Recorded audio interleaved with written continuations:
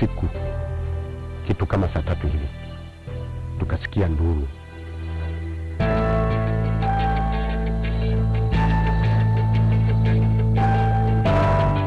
Rumasi ya kwamba kuna watu msituni.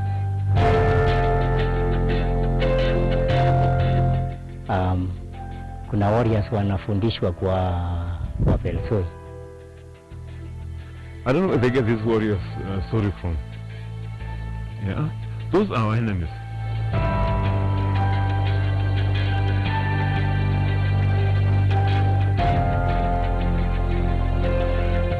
Two decades ago, a mob raids a farm of a prominent farmer and civic leader in Molo. The mob lynches him, but before leaving, they set ablaze his entire estate. Where was Edward Belsoi, a former army captain and the first commandant of a police training college, killed? Was his farm being used as a training ground for militia, or was he a victim of a bad rumor? Tonight on Case Files, the army captain starts now.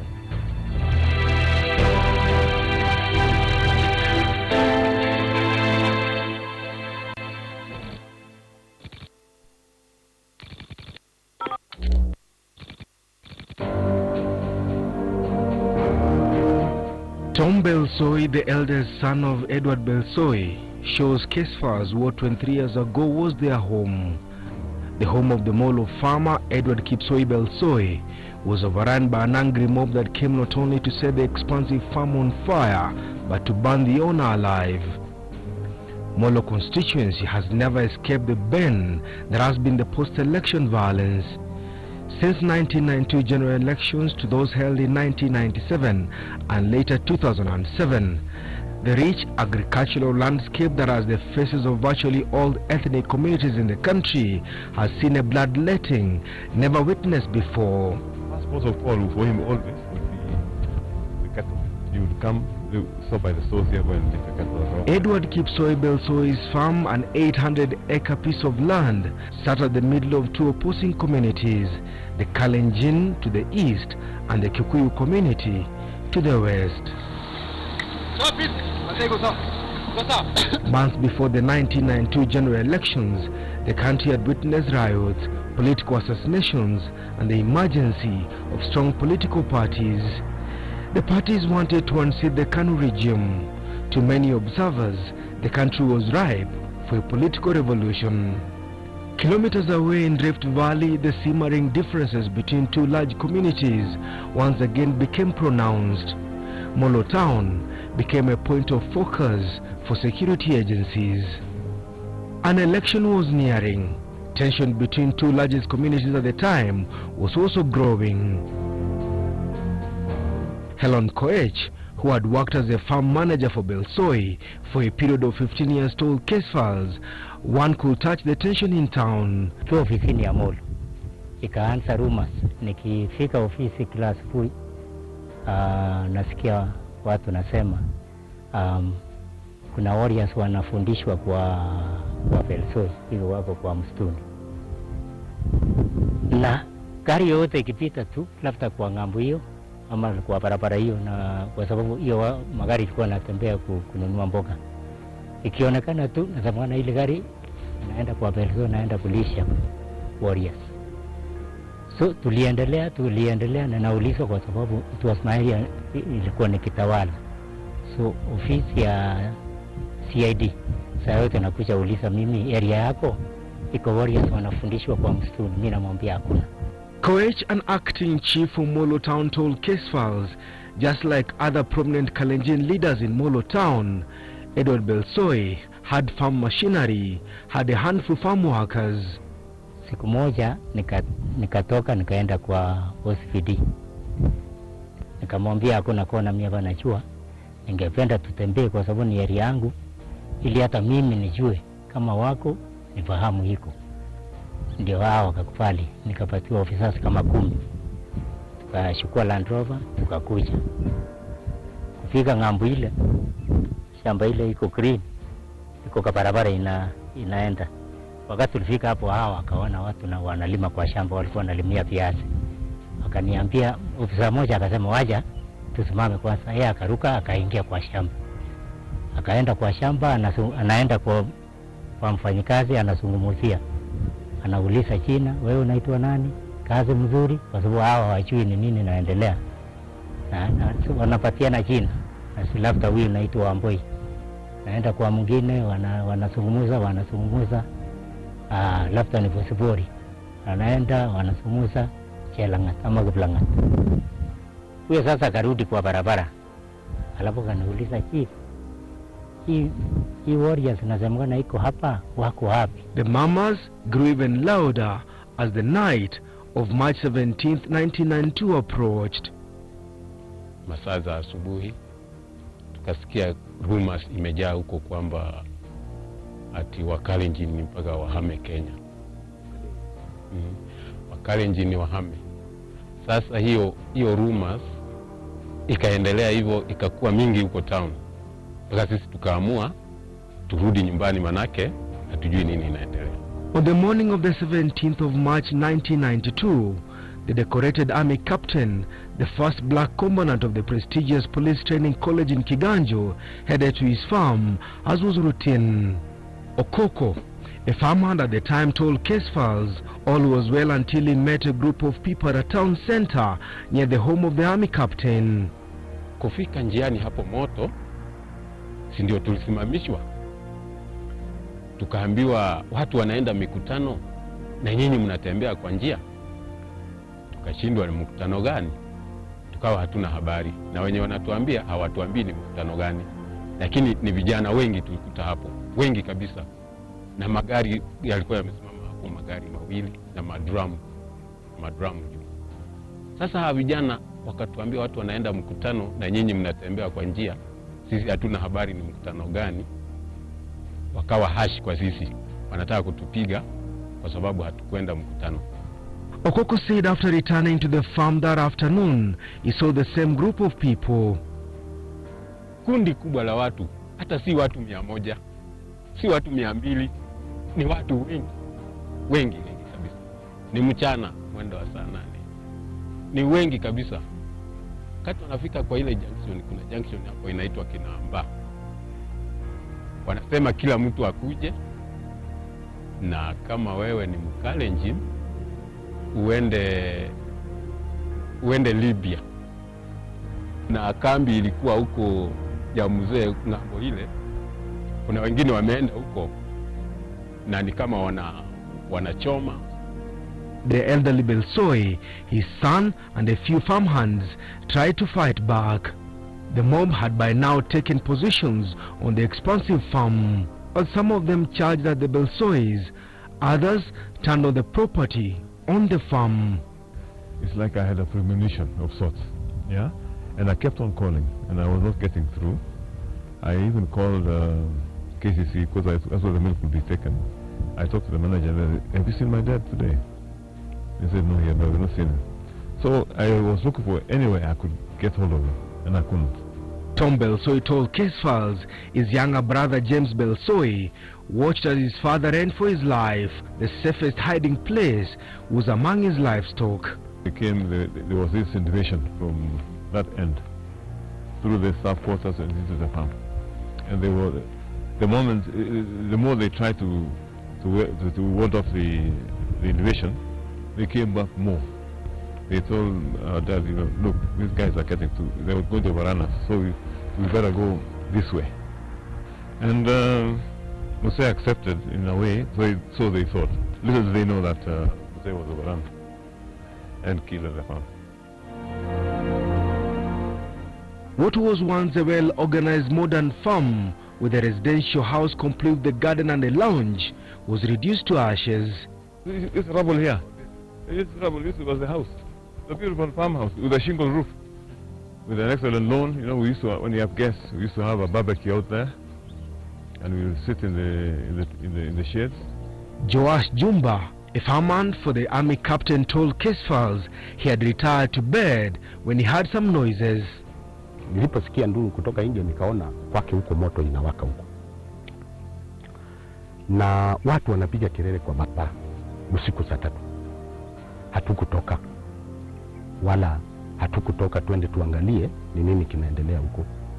Mimi nilirudi ndani ya nyumba, hata nikafahamisha watu wangu hapa kunaonekana siku nzuri. Sijui ni nini kinaendelea. Kidogo baada ya dakika kama 30 hivi, kuna jirani wake ambaye alikuwa anaitwa Zakayo. Tukaona tena kwake kumewakishwa. Nyumba yake imewakishwa. Basi sasa tulilala na hofu, hata tukulala ndani ya nyumba. Tulitoka tukalala ndani ya msituni sababu watu walikuwa na kelele wengi. Ndio kidogo tunaona mwangaza hapa wa nyumba ya mzee. Something kama 8:30.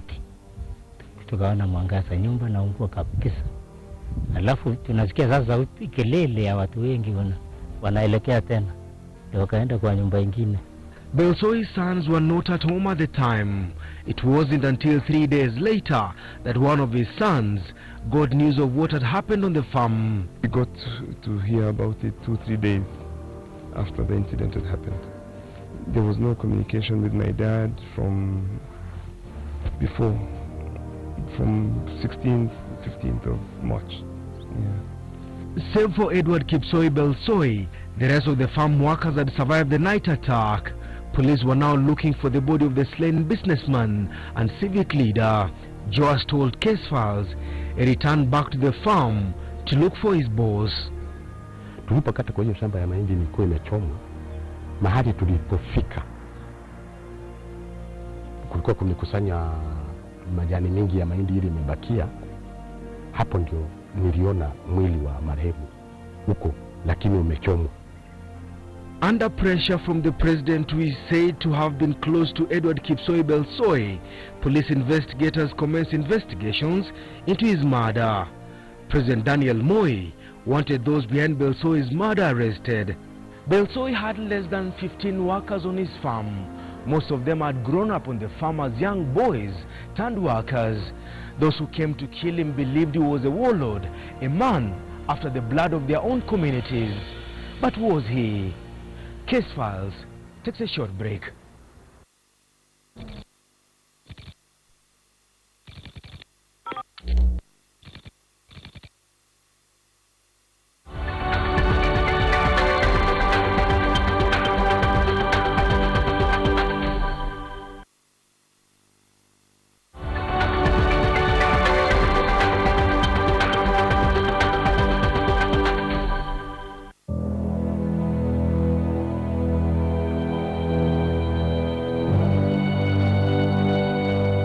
Baada ya siku 2 nikaona polisi wakikuja.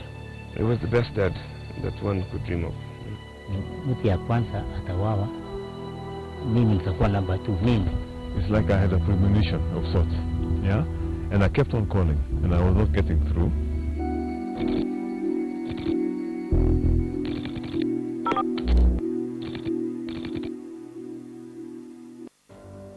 Was it a case of a community striking first before the enemy, or was it a politically instigated killing?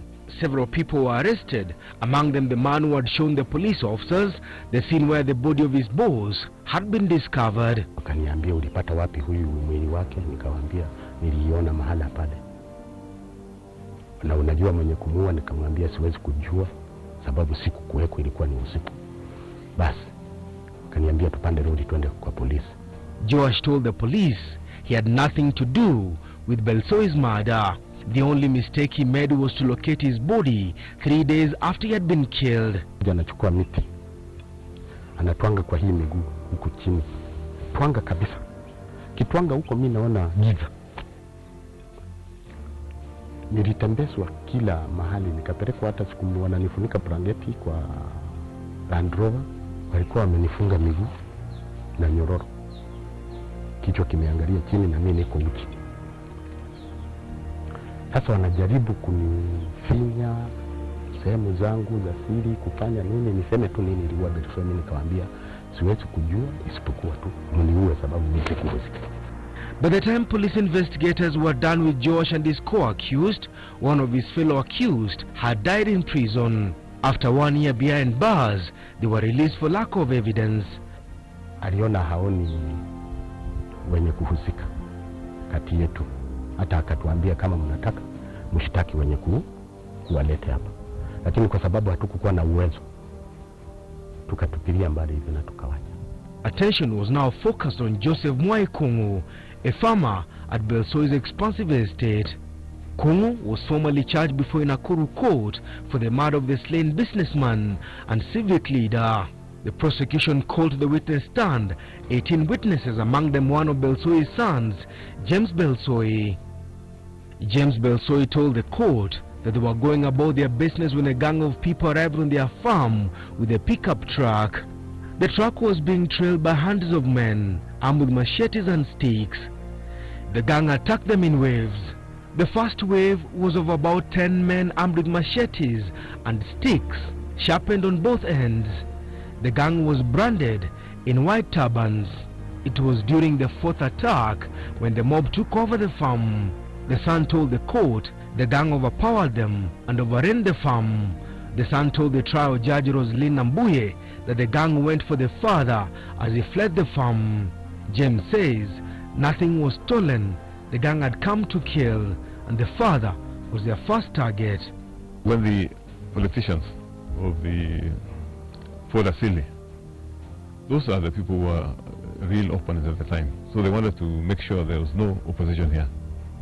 Kano, for that matter. I think they were depicted like we were Kano. In fact, before this happened, my father called me one time and said, look, my son, don't come to Molo in the near future. There are too many two-finger salute people around the neighborhood. Yeah? So obviously those were the problems. James told the court he advised his father to run for his life. The last he saw of the father was him walking fast and going under a fence before disappearing into the night. All the time they were trying to repulse the mob, the father did not utter a word. He never saw him again until a week later, not on the farm, but in a mortuary. Farm hands Alice Musonik, Joseph Kiplangat and Jen Chipkorui, who turned out to be crucial witness, told the court they were at the scene of the murder. Alice Cherutich told the court she had recognized Kung on the farm the evening Edward Kipsoi was murdered. Alice told the court there was enough light from the moon and the burning house. Mwai was easy to identify. Joseph Kiplanga told the court he saw Mwai on the night Edward Belsoi was killed. He told the court he knew it was Mwai because he was Belsoi's neighbor. Mwai was also a frequent visitor to Belsoi's farm every time he came to purchase livestock. Several witnesses told the court it was Belsoi's farmhands who were telling the slain businessman that there were attackers in a forest near his home planning to attack members of the Kalenjin community, contrary to the widely spread word that the attackers were from the Kalenjin community planning to attack the Kikuyu. In fact, some of Belsoi's workers who took part in his killing had left the farm hours before the night attacks commenced. Was Belsoi killed by people he knew? One of the attackers, it will later emerge, was a son to a mother who had worked for Belsoi for many years. The mother had during the day asked for permission to go to hospital. Did the mother know of a plan to kill Belsoi? Mama mwingine akakuja akaniambia, ukitembea wewe tembea mzuri, kwa sababu watu walikuwa wanazungumza kwa stage sasa mall ya kwamba wewe mzee ni mtu ya kwanza atawawa, mimi nitakuwa number 2, mimi number 3 ni mzee mwingine wa sehemu ile, tulikuwa watu 9. In his defense, Joseph Mwai Kungu told the trial judge that indeed he had been to Belsoi's farm to buy livestock. Kungu denied taking part in Belsoi's murder. Kungu denied planning and executing the murder of the slain one-time country's Olympic chief, Dimission. After several months on trial, Justice Roslyn Nambuye sentenced Joseph Mwai Kungu to hang for the murder of the slain businessman. The judge ruled that court assessors and the evidence of 2 crucial witnesses had placed Kungu at the scene of the murder. Joseph Kungu Mwai appealed against the sentence. The Court of Appeal judges, Justice Gishui, Riaga Amolo and Akilano Akiumi, declared the trial of Joseph Mwai Kungu a mistrial. The judge, they ruled, had relied on the evidence of questionable characters. Joseph Kungu Mwai was set free, but not for long. He was arrested and once more was back in court.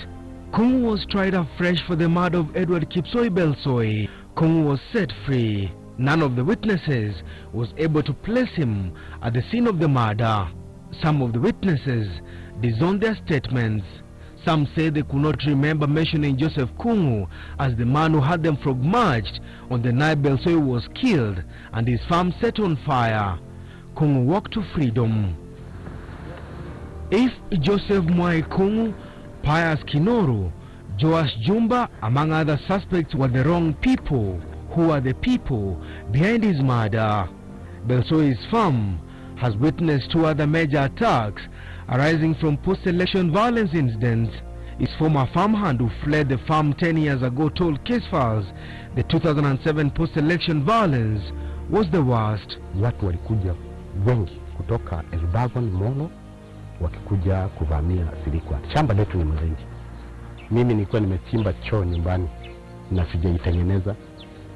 Nilikuwa na bibi yangu anashuka ndani na watoto na mimi tunachukua mabati tunaweka juu na nyasi juu.